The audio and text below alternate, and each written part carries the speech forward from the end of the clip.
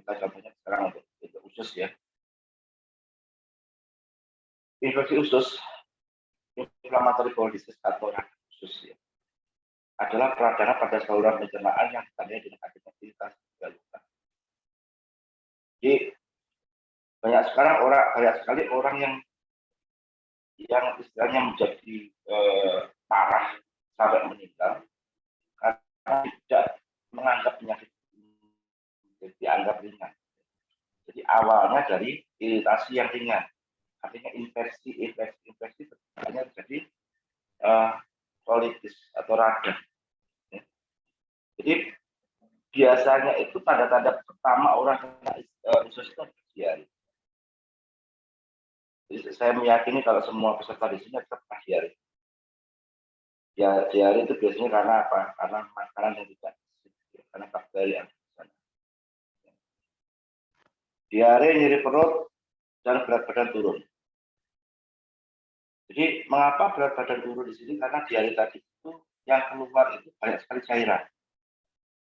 Karena dalam tubuh manusia itu isinya itu sebagian besar adalah bentuk cairan. Ya. Makanya untuk penyakit-penyakit infeksi usus yang kodenya ini adalah A00 sampai A09 itu sering ditemui dengan diagnosa penyerta. Biasanya kalau udah diare parah, diagnosa penyertanya apa? Dehidrasi, dan dehidrasi berat. Jadi dehidrasi karena keluarnya cairan yang terus-menerus. Kalau kita bilang dehidrasi, kodenya berapa? Langsung tanda E86 Pak. Dehidrasi E86, sedangkan kalau kita bilang infeksi intestinal itu antara A00 sampai A09.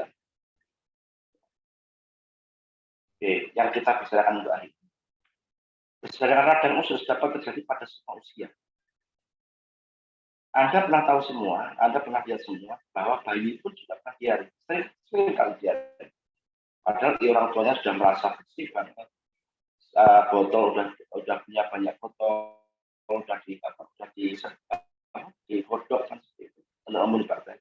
Tapi nyatanya apa? Masih sering terjadi diare. Karena mikrobakteri dalam hidup sekeliling kita itu sangat. Oke. Suara saya kecil ya? Terdengar Pak. Terdengar. Dengar. Soalnya tadi ada yang sedikit agak apa? Sebentar ya. Ataukah saya tak pakai ini dulu? Apa nanti pakai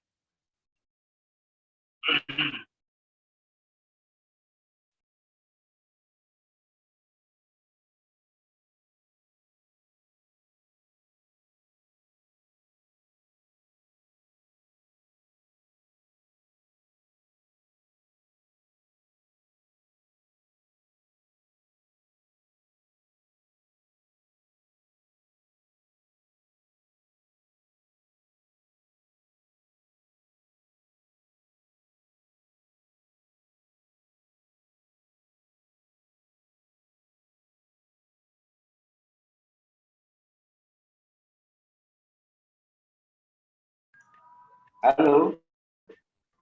Bisa dengar? Dengar Pak? Dengar. Mahasiswa bisa mendengarkan suara saya? Bisa Pak. Bisa, Pak. Oke, bisa. Oke. Jadi, tapi nanti ingat ya, ketika Anda mengcoding tentang infeksi usus, coding apapun itu harus cermat sekali, harus benar, harus akurat.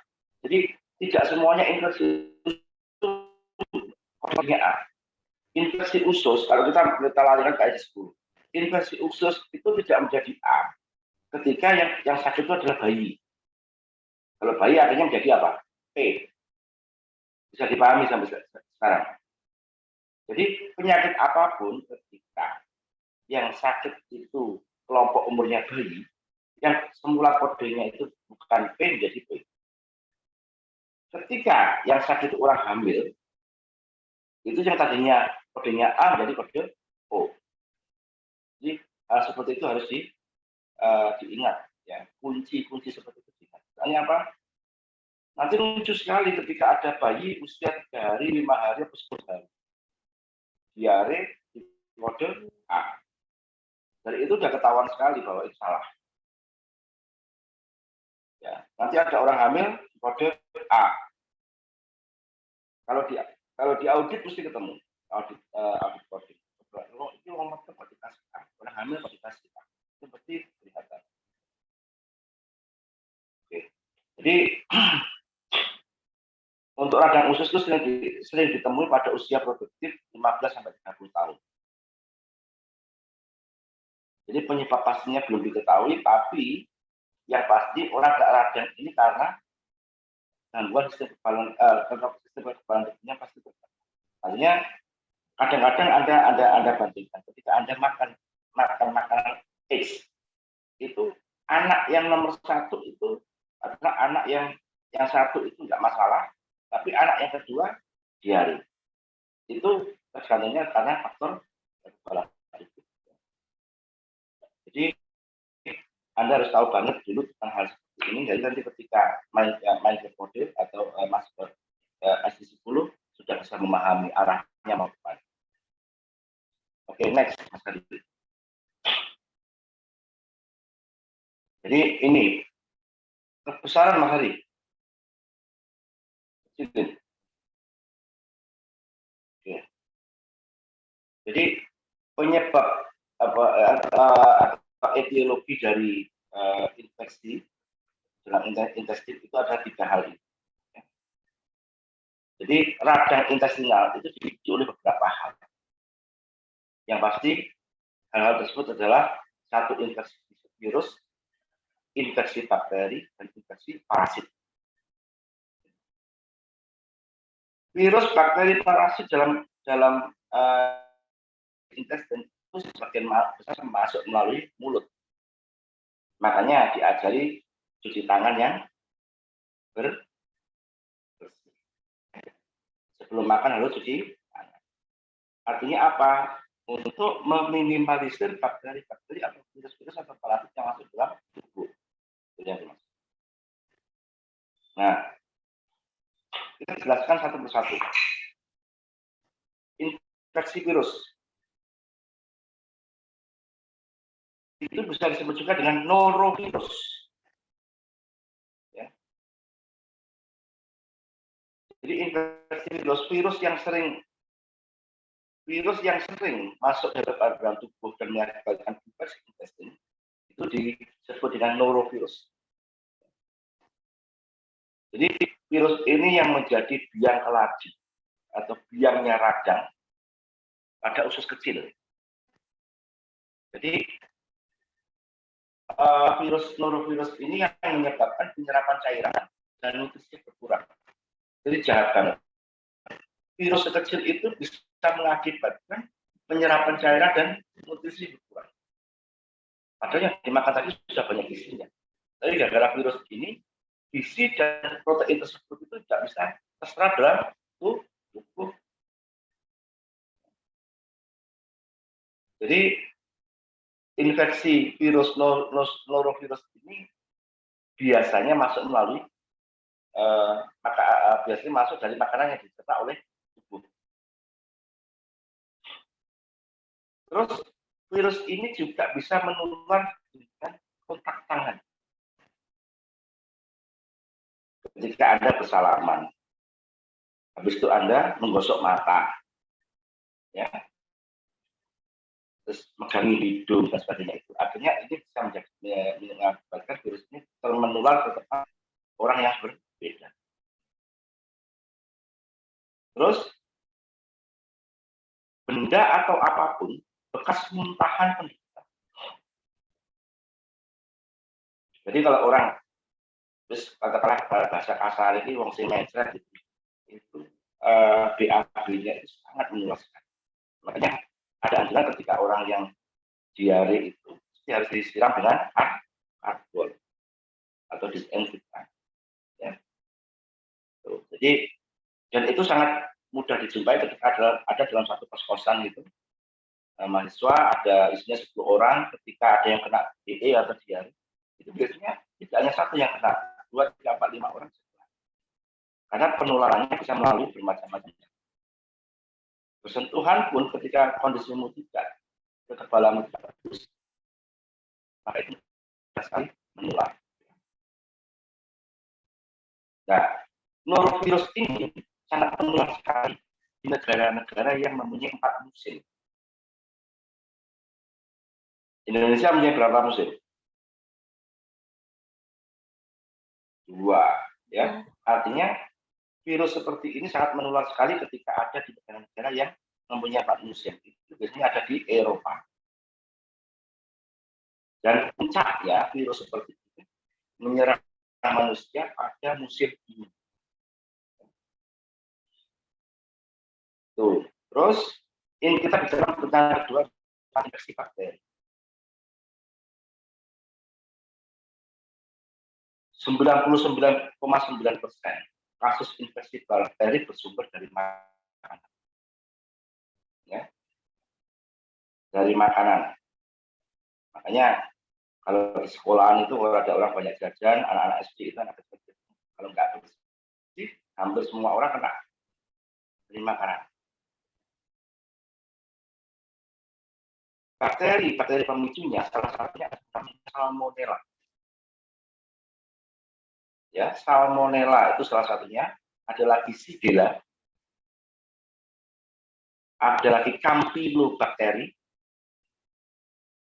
dan E. coli yang sering muncul itu E. coli.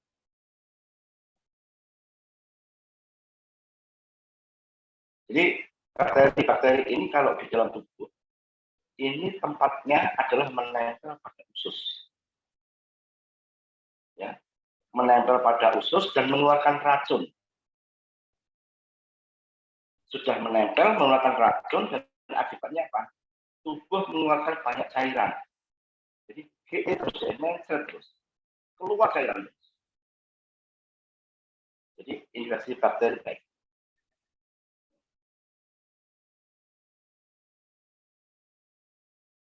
Nah, biasanya bakteri-bakteri E. coli, Salmonella, terus Shigella, Campylobacter itu ada dalam daging berwarna merah. Ada daging merah dan unggas yang tidak dimasak secara matang.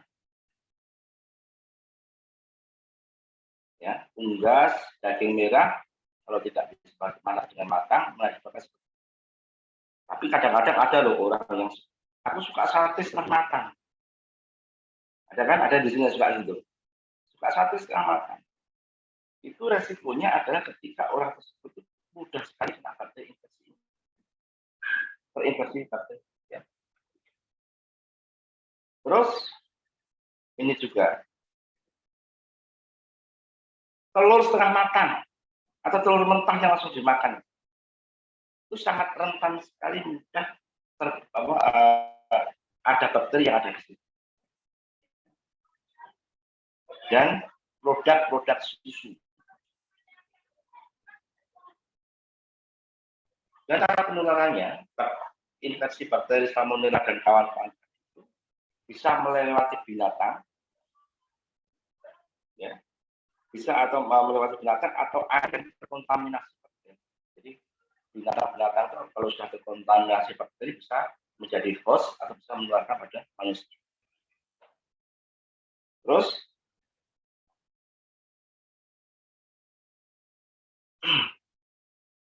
air itu bisa menjadi juga ketika air itu sudah mengandung bakteri.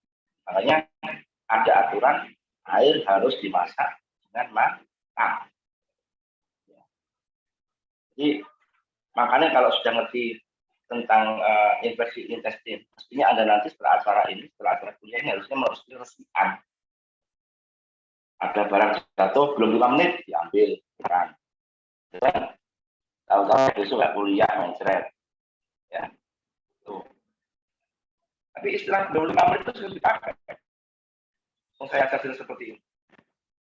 Tapi kalau nggak ada orang ya tolak diambil. Kalau kamu nggak ada yang seperti itu, hanya seperti itu. Ya. Oke.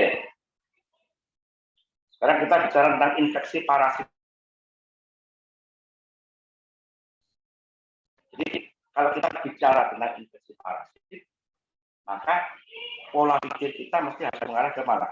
Keracunan. Ya, infeksi parasit itu arahnya mana? Ke keracunan makan.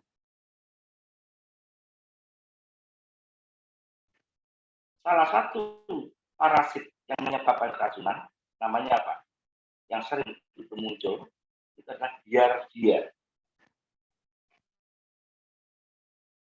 Giardia, Giardia.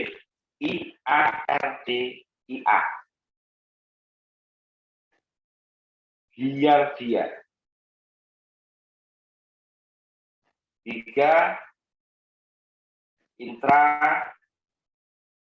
alfa Romeo delta intra alfa. Giardia.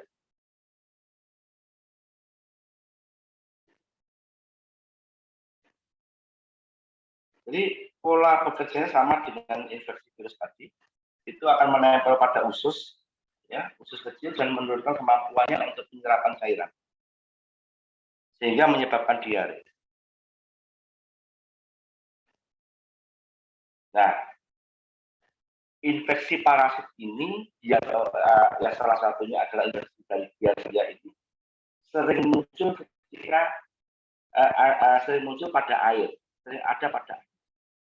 Dan ini biasanya itu banyak sekali ada di kolam renang. Ya.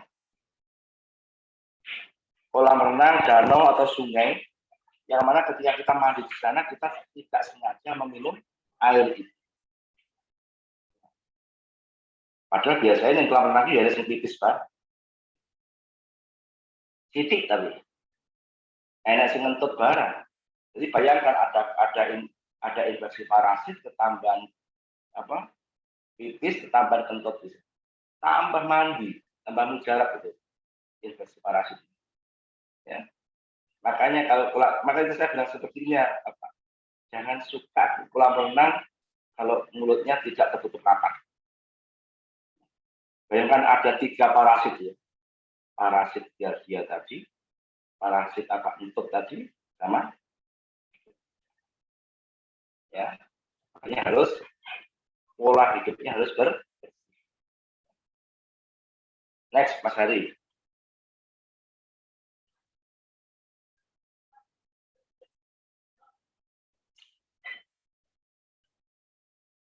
Berikutnya,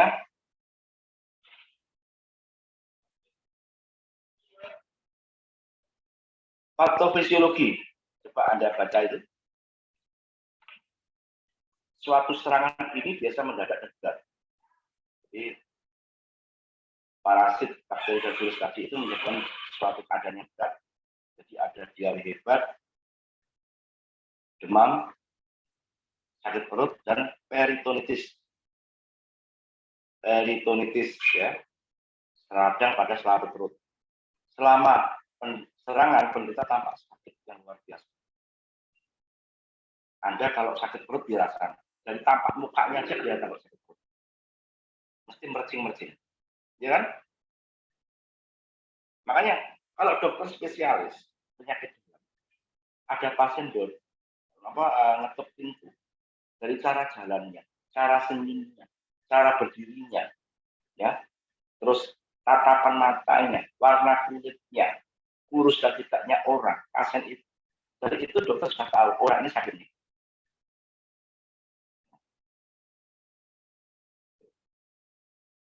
Kalau orang datang masuk ke ruang dokter dengan pandangan kosong, itu mesti harus melahirkan. Ya. Biasanya uangnya habis, bisa mikir, atau yang kedua putus cinta, bisa pacarnya dipek, koncone iso, akhirnya stres. Dari hal seperti itu sudah bisa diidentifikasi. Jadi model-modelnya orang sakit itu orang sakit kayak gini, modelnya kayak gini. Kalau TBC itu mesti orangnya fokus biasa, tapi kayak sekali yang TBC itu orangnya gendut banyak. Terus, jadi tanda dan gejala yang tadi itu dibaca ya untuk mempercepat. Jadi tanda dan gejala. Tanda dan gejala. Jadi manifestasinya klinis itu kayak apa? Nyeri atau sakit pada perut itu pasti.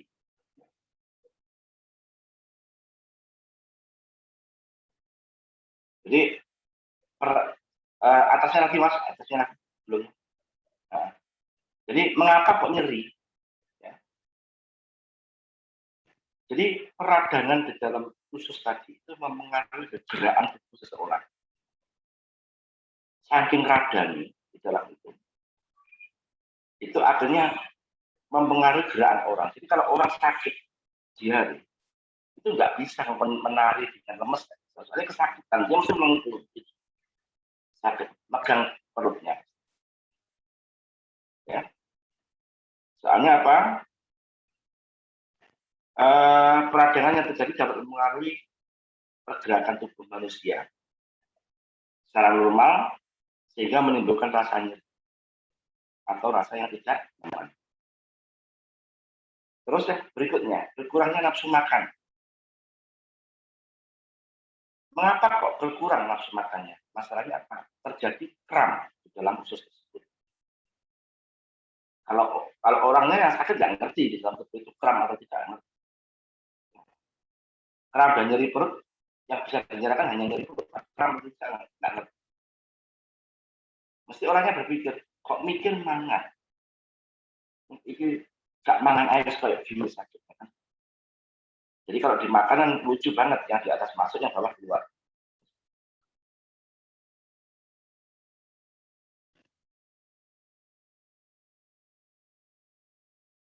Jadi yang berikutnya adalah berat badan menurun. Mengapa berat badan menurun? Karena sudah dijelaskan tadi, tubuh tidak dapat mencerna karena virus itu. Ya.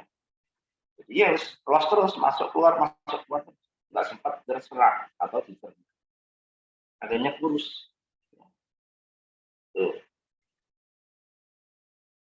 Terus diare bercampur darah.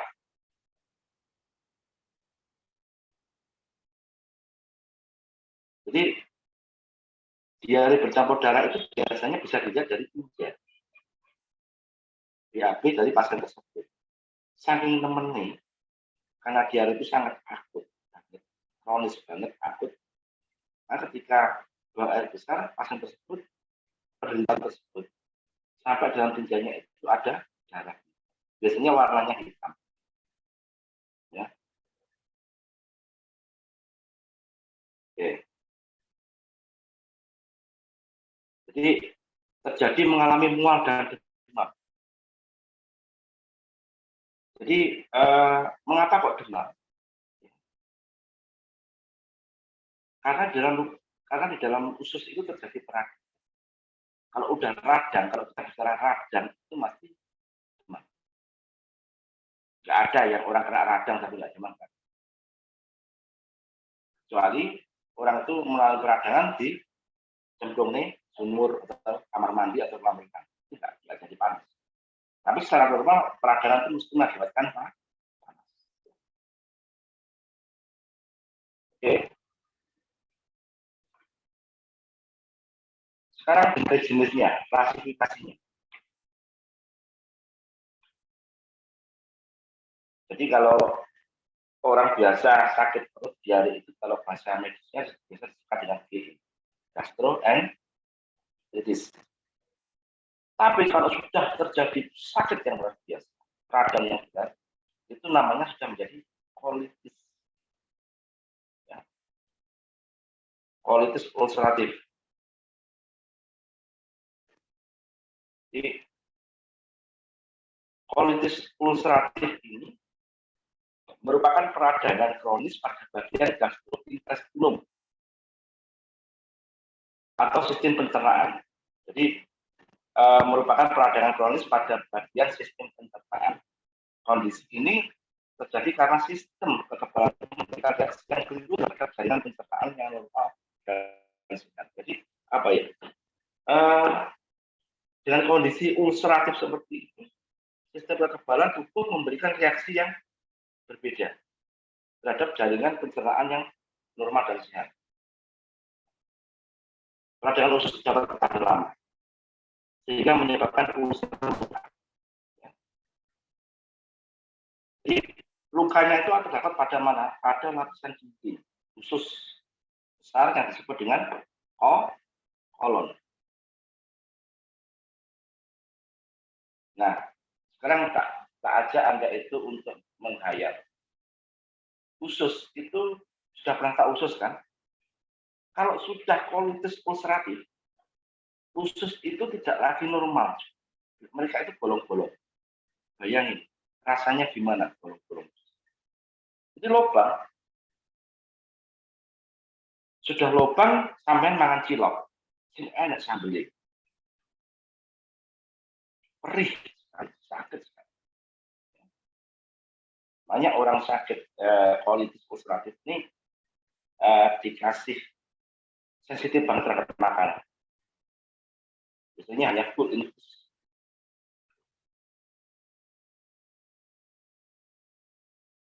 Jadi kolitis ulcer ini dapat dibedakan menjadi apa itu? 1, 2, 3, 4, 5.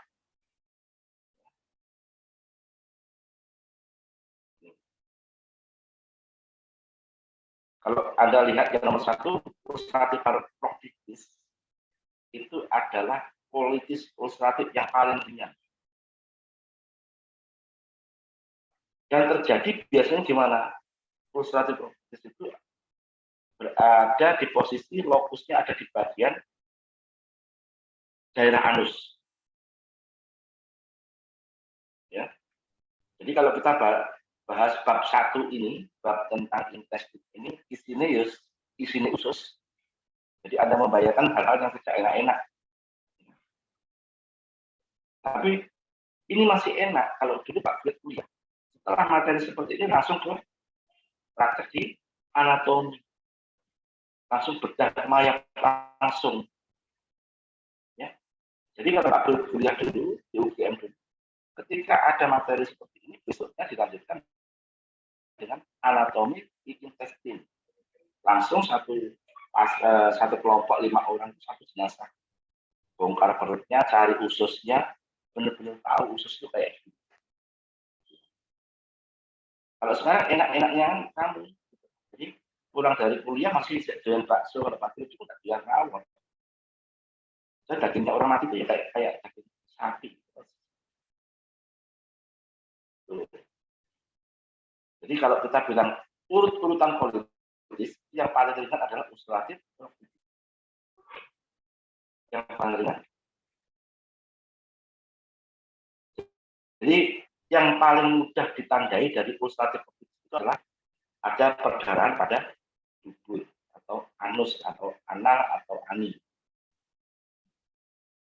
Kalau kita bilang bahasa Latin, bahasa Yunani, itu kalau kita bilang Indonesia bahasanya ada istilah anal, tapi kalau di bahasa Yunani itu istilahnya apa namanya? Ani. Makanya kadang kalau orang ngerti bahasa Yunani adalah anus apa ani. Itu kalau bahasa di Yunani kan artinya anus. Ada yang namanya ani. Ada kan? Terus yang berikutnya adalah proctosigmoiditis. Ini peradangan terjadi pada rektum dan ujung bawah usus besar. Rektum. Mana yang sudah tahu rektum? Rektum itu apa? Ayo diaktifkan yang bisa. Rektum itu apa? Anatominya mana nih?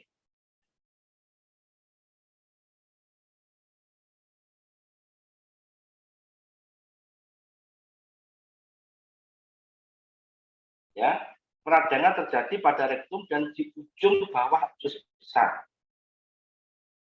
Gejalanya ini adalah GE yang luar biasa parah. Jadi menggret itu gastroenteritis. Yang keluar adalah cairan disertai dengan kram perut. Jadi yang kedua ini proctosigmoiditis itu sudah mengalami kram. Terus yang berikutnya adalah left side kolitis.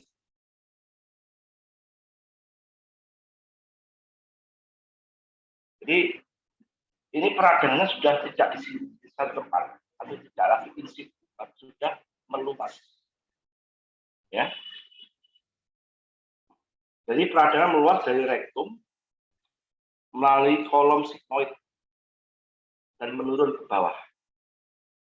Jadi kalau saya bicara seperti ini, kalau Anda ngerti anatomi sudah ada bayang. Gejalanya adalah diare berdarah, kram perut, tapi di sebelah kiri. Sakit perut di sebelah kiri. Biasanya left side colitis ini orang menduga bahwa dia itu apa? Usus buntu. Padahal itu bukan.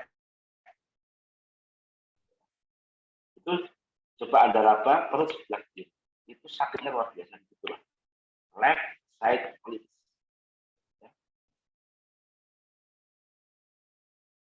Sebelumnya, Mas.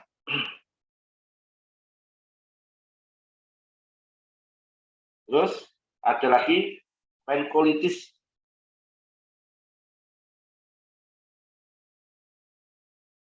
Kalau sudah pankolitis, biasanya orang mudah mati. Karena ini peradangan terjadi seluruh usus besar. Berarti tidak hanya di satu tempat, tapi di seluruh usus besar. Usus besar itu panjangnya berapa? 6 meter lebih. Itu sudah radang semua. Ya. Jadi pankolitis sudah diare terus-menerus, tidak ada henti. Biasanya orang itu meninggalnya karena dehidrasi. Ya. Terus dia demam yang luar biasa tinggi dan tidak bisa makan. Dikasih apapun tidak mau. Terus yang berikutnya adalah kolitis ulceratif akut.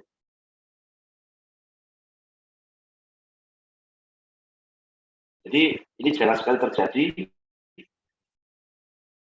dan biasanya hanya ada di tempat-tempat tertentu yang tidak, yang di Indonesia jarang terjadi kalau kolitis ulceratif akut. Tapi pada tahun 2019 yang kolitis ulceratif akut itu banyak menyerang di daerah Madura. Nes, penyakit Crohn. Kalau udah orang kena Crohn disease, biasanya CDS orang Crohn disease syndrome, itu adalah peradangan yang bisa terjadi di seluruh sistem pencernaan. Mulai dari mulut hingga ke anus. Iya rasanya cepat. Dari mulut sudah radang sampai ke anus. Ini, makanya hikmah dari pelajaran ini apa? Mulai bersih-bersih, mulai terhadap tubuh, terhadap pola hidup, pola makan, semua harus bersih. Oke. Coba, biasanya sering menjadi penyakit dulu.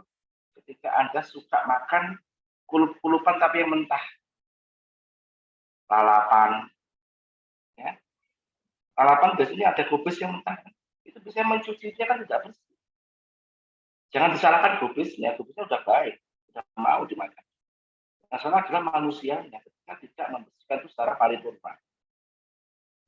Pokoknya kita bersih ya disusun. Kasihan si sayur-sayuran tadi. Next, Mas. Ini. Tapi dari 13% penyakit Crohn, saya bilang sebelumnya tadi, penyakit Crohn itu bisa muncul karena depresi berat. Jadi depresi berat, wong sing ngengkleng, wong sing arep edan, wong sing sudah diam saja nggak mau diajak ngomong, pandangan kosong dan sebagainya. Biasanya untuk hal-hal yang diawali dengan penyakit seperti itu, biasanya orang tersebut sudah mengalami Crohn syndrome, peradangan. Ada lagi istilahnya kolitis kolagenus, kolitis kolagen.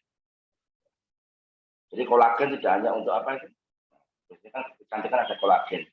Ini disebut juga ini nama penyakit. Kolitis kolagenus. Jadi penyakit yang selama Pak kulit menjadi powder tidak pernah menjumpai.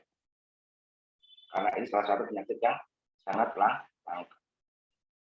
Ini pertama kali ditemukan di negara Afrika di Namibia pada tahun 1941 oleh sekolah genus. Jadi peradangan yang ditandai oleh adanya kumpulan kolagen yang tebal dan tidak elastis di bawah lapisan usus. Bayangkan, usus itu mempunyai gerakan namanya gerakan peristaltik. Ya, ketika ada kolagen yang tebal akan mempengaruhi fungsi gerakan dari usus tersebut. Ya, next. Kolitis limfositik. Jenis radang ini juga cukup langka dan termasuk jenis kolitis mikroskopis. Ini pernah terjadi di daerah Wamena, Papua. Tapi dengan perbandingan pasien itu 10.000 ke 10.000 banding 1. Jadi setiap 10.000 1 juta pasien banding 1. Sangat langka sekali. Next. Oke. Kalau ada lihat kata hemorrhagic enterocolitis. Hemorrhagic mesti ada perdarahan. Ya. Kalau kita bilang hemorrhagic mesti di sana ada perdarahan. Enterocolitis. Ya. Jadi kalau kita bilang hemorrhagic enterocolitis itu adalah yang jahat atau yang nakal itu namanya bakterinya adalah bakteri Escherichia coli. Ya. Nah, ketika pasien itu sakit infeksi pencernaan, pertama-tama kali dokter tidak akan pernah tahu kolitis yang mana. Bisa menjadi tahu ketika didekatkan dengan penunjang medik atau lab. Biasanya yang diambil itu bisa dari fesesnya, tinjanya, bisa dari darahnya atau apa. Nanti akhirnya bisa dikategorikan mana yang Escherichia coli, mana yang collagenous, mana yang limfositik, nanti bisa ketemu. Jadi pemeriksaan penunjang. Next. Ini penata laksanaan rumah sakit seperti ini, ada obat antiinflamasi, ada obat ini nanti istilahnya tidak masuk dalam pekerjaan kita, kan? Yang lebih banyak harus tahu ini adalah pihak farmasi. Jadi secara garis besar, yang biasanya disertakan dengan pasien yang sakit infeksi intestin adalah obat antiinflamasi, obat imunosupresif, obat antibiotik, obat anti diare, antivirus, vitamin D, pemberian nutrisi yang luar biasa, soalnya itu sudah tidak bisa melihat nutrisi, dan terapi pembedahan apabila diperlukan. Saya ingin tahu teman-teman di RMD Polisi pernah ada materi farmakologi? Ada? Ada ya? Oke. Jadi obat antiinflamasi dan sebagainya nanti itu bisa lebih detail lagi di materi di kuliah di farmakologi. Anda mengetahui. Kalau Anda sudah expert dan mengerti ketika ada orang sakit atau keluarga sakit, melihat obat-obat sudah bisa mengkategorikan mana yang antibiotik, mana yang anti nyeri, mana yang suplemen, mana yang untuk kekebalan imuno, dan mana untuk anti-inflamasi, nanti yang supaya tidak bengkak. Itu bisa Anda bisa ngerti. Ya.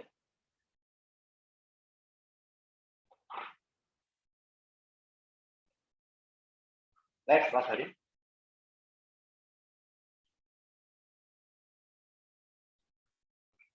Ini pemeriksaan penunjang di rumah sakit, dan yang perlu diketahui oleh rekan medis adalah ketika sebelum mengkoding ketika ada hal yang dilakukan, Anda mau nggak mau juga harus memeriksa pemeriksaan penunjang.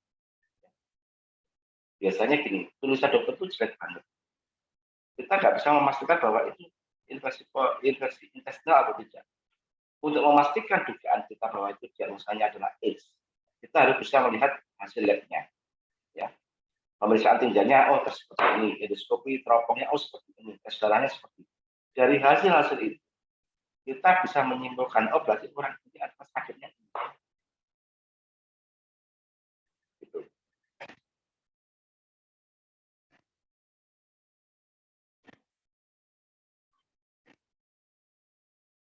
Sudah habis, Mas Ferry? Masih ada?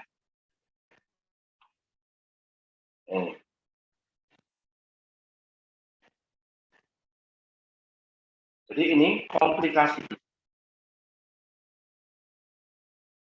Jika tidak ditangani dengan baik, radang usus bisa menimbulkan sejumlah komplikasi yang berbahaya. Komplikasi yang dapat muncul antara lain fistula.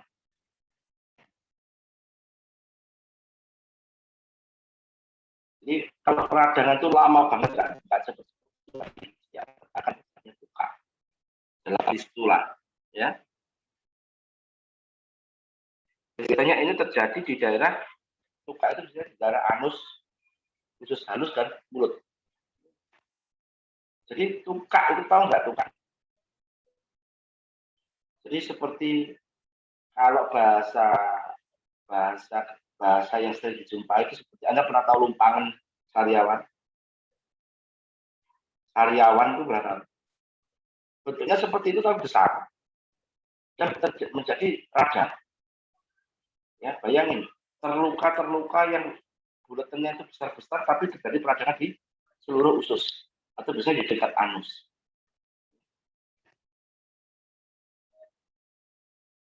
Terus fistula itu masih saudaranya tuka. Itu lubang yang saya ceritakan seperti sariawan tadi itu sampai dalam, tembus usus sampai bolong. Itu sudah namanya fistula.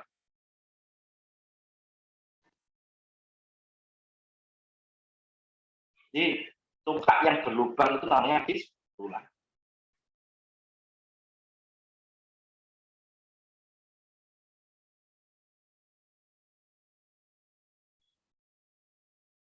Obstruksi usus, ya. Jadi ketebalan dinding usus tadi itu karena kalau sudah obstruksi usus biasanya orang tersebut sebelumnya mengidap Crohn, ya. Atau biasanya di bawahnya usus itu sudah terjadi penebalan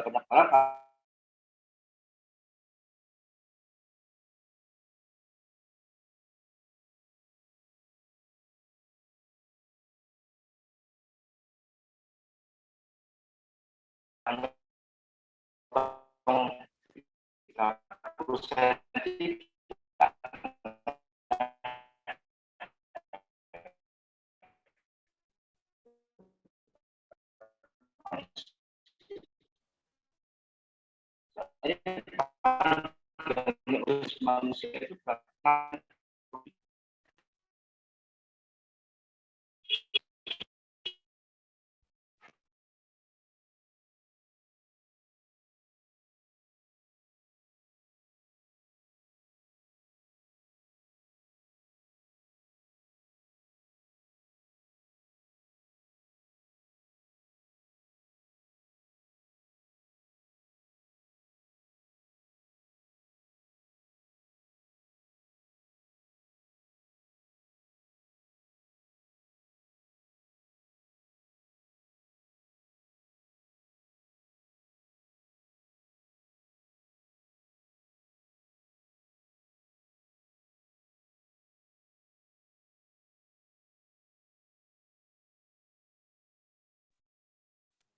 Halo, dengar suara saya?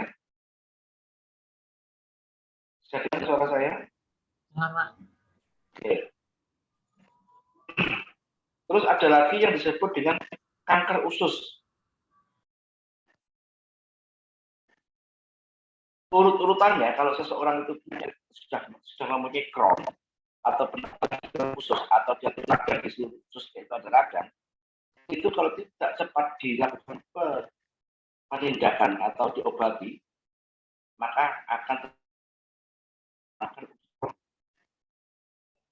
jadi pembiaran dari hal seperti atas ini nanti ada kanker pada usus besar atau kolon. Ya. Jadi ini ada prosedur tindakan kalau sudah ada kanker usus besar, itu yang dilakukan di rumah sakit adalah kolonoskopi. Ya. Jadi harus dilakukan pembersihan dengan istilah medisnya atau prosedurnya adalah kolonoskopi. Terus yang bawahnya lagi ada istilah visura anim. Jadi kalau sudah visura anim, ini karena sudah jaringannya sudah robek.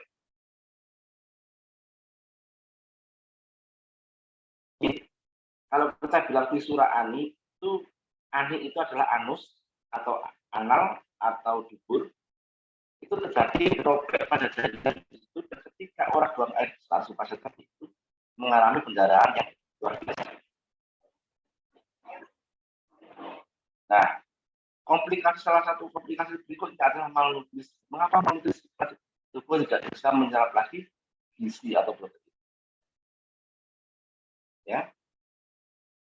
Terus berikutnya adalah efek samping dari obat kimia. Nah, ketika orang sakit ini mau nggak mau dia harus meminum obat yang terus-menerus, dan efeknya itu adalah pada tubuh manusia itu.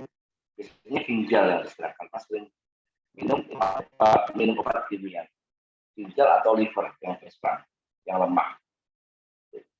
Jadi dilema juga ketika orang itu butuh obat tapi tubuh itu tidak kuat menerima obat.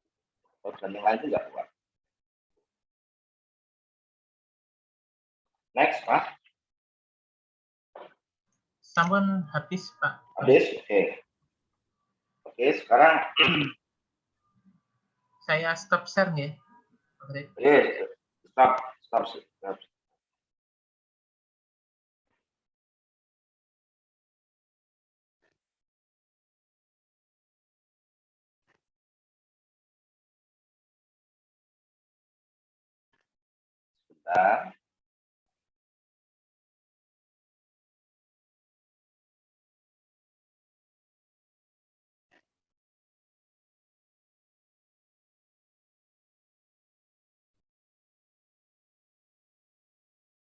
Oke. Coba sekarang kita bermain-main sedikit ya. Saya dengar suara saya? Halo? Bisa, Pak. Bisa ya? Oke. Sekarang coba Anda cari, sudah buka-buka CD semua kan? Kita latihan, kita bermain-main sekarang. Buka CD. Coba Anda cari kodenya gastroenteritis.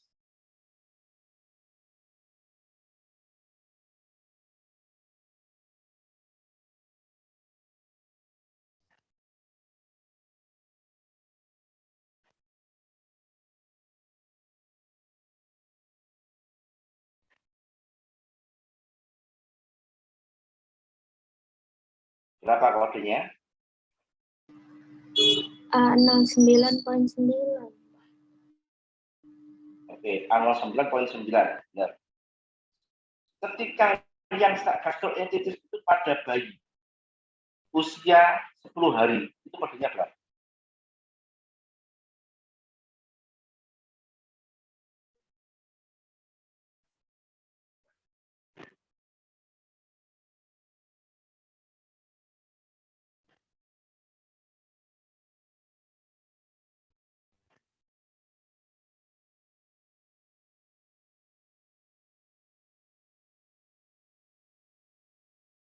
Yo, berapa? Suwini enggak?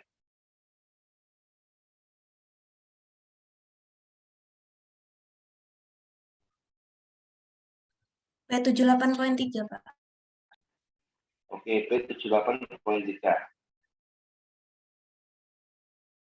Terus, kalau saya menyebut kalimat 2.9, itu diagnosanya.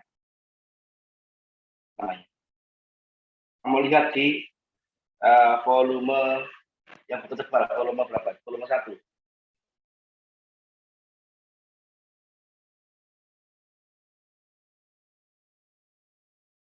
Kalimat 2.9 dibaca apa? Itu berarti untuk apa?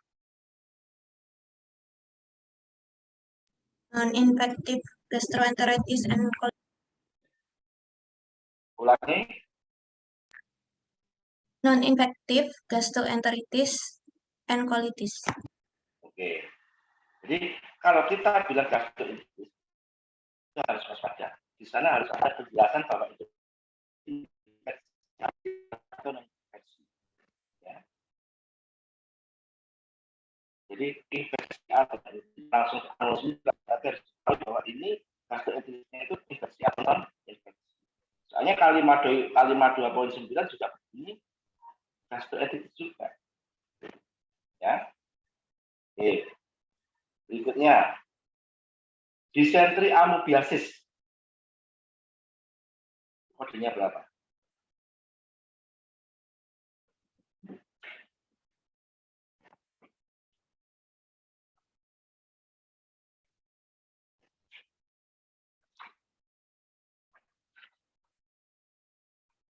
A06.0. Mengapa kok poin 0?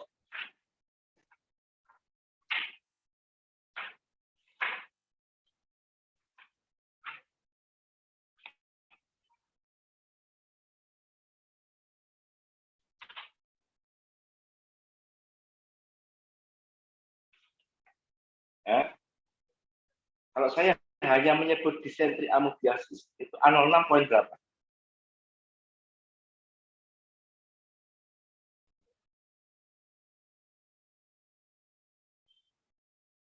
Kalau saya hanya menyebut disentri amoebiasis dan saya tidak membedakan itu akut atau kronik, itu kodenya berapa? Coba dibuka. Bukunya.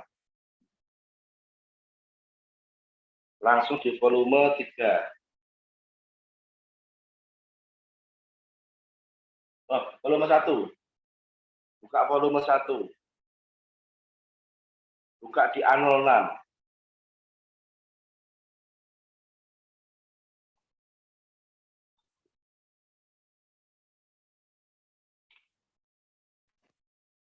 Ayo. Kalau Pak Gurit menyebut disentri amoebiasis, itu kodenya berapa? Saya tidak menyebutkan itu akut atau tidak atau kronik. Hanya menyebut disentri amoebiasis. Berapa kodenya? A06, Pak. A06 mau A06 kalau hanya A06 tok itu nggak boleh kan di belakangnya kan masih ada titiknya. Kamu bisa memilih titik berapa itu? Padahal Pak Guru tidak menyebutkan akut, berarti bukan titik 0. Pak Guru tidak menyebutkan kronik, berarti bukan titik 1. Kan? Yang titik 2 malah nggak mungkin. 3 nggak mungkin banget. Jawabannya apa? Poin 9, Pak. 9. Oke, poin 9. Ya. Siapa tadi? Jonathan. Jadi ketika ada diagnosa yang tidak spesifik, itu jangan langsung diambil titik 0. Di sini Pak Guru tidak mau menyebutkan akut loh ya. Hanya disentri amoebiasis. Berarti A06 poin 9. Ya. Kalau Pak Guru menyebutkan disentri amoebiasis akut, itu jawabannya A06 poin 0. Kalau Pak Guru menyebutkan disentri amoebiasis kronik, poin 1.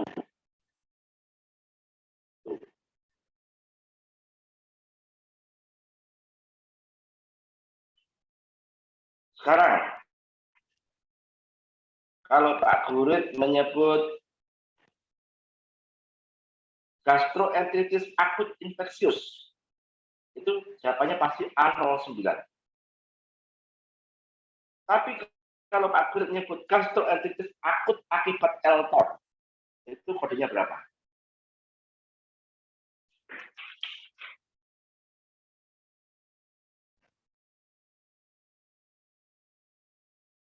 Gastroenteritis akut akibat L-TOR.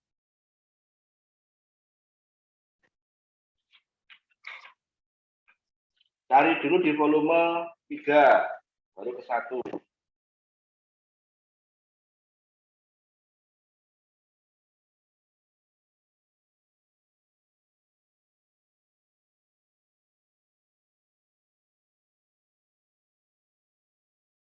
Akibat L-TOR.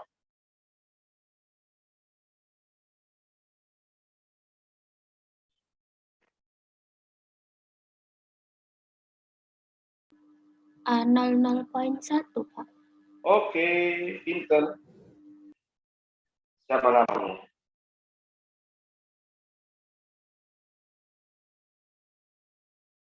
Oke.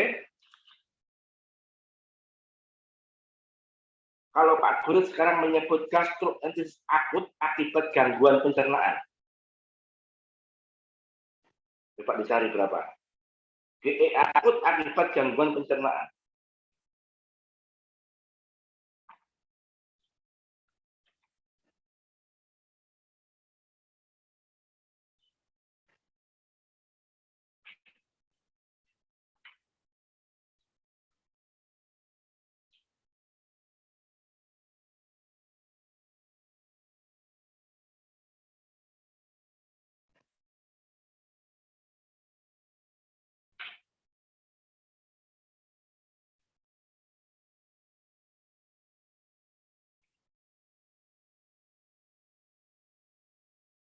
Jadi kalau saya hanya kalau Pak Guru hanya menyebutkan gangguan pencernaan, artinya itu tidak spesifik. Ya. Kalau saya menyebutkan gangguan pencernaan, berarti di sana logikanya adalah tidak infektif.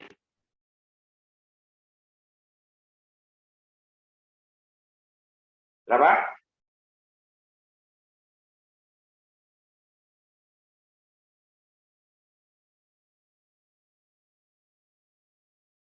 Kodenya berapa? Coba Anda lihat kalimat 2.9.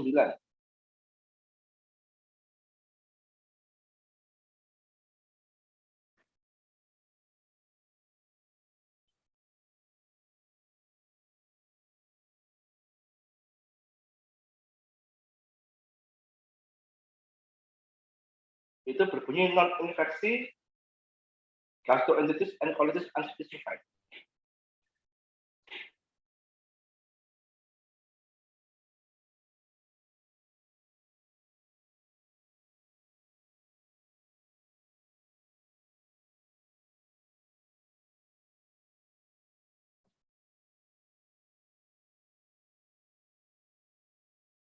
Sudah ketemu? Sudah jawabannya boleh kok sulit banget ya. Ya.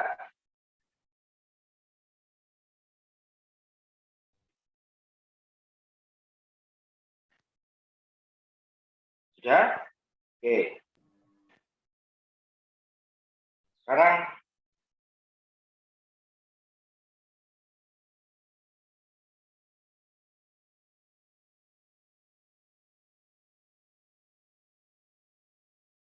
Bentar.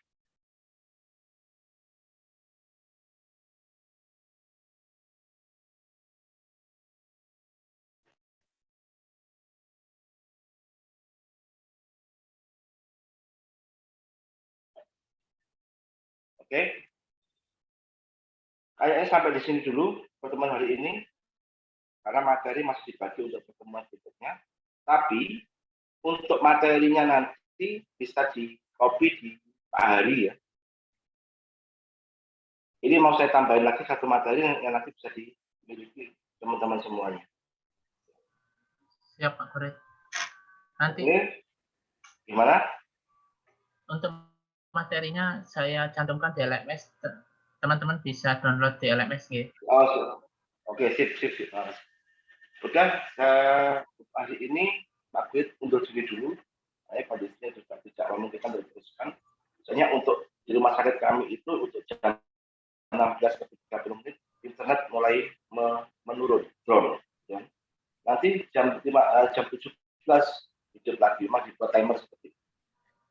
Jadi ini ada waktu 1 menit, Pak Grid mau pamit. Jadi jangan lupa untuk baca terus dan berlatih. Ya. Kalau untuk nanti untuk tugas yang untuk latihan nanti dikasih juga sama Pak Grid, nanti tetap untuk ahli untuk tugas modeling aja, bukan tugas tapi latihan. Ya. Terima kasih, saya akhiri. Assalamualaikum warahmatullahi wabarakatuh. Waalaikumsalam. Waalaikumsalam warahmatullahi wabarakatuh. Wabarakatuh. Wah.